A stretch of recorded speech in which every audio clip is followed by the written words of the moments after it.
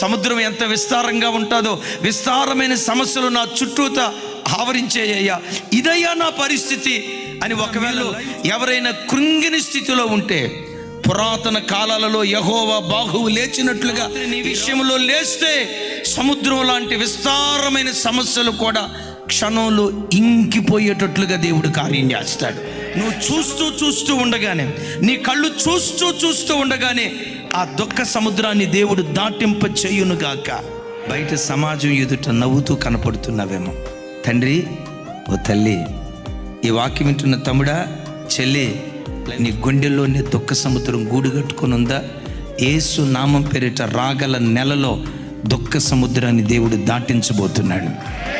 దుఃఖము నిట్టూర్పు ఎగిరిపోయేటట్లుగా దేవుడు కార్యం చేయబోతున్నాడు.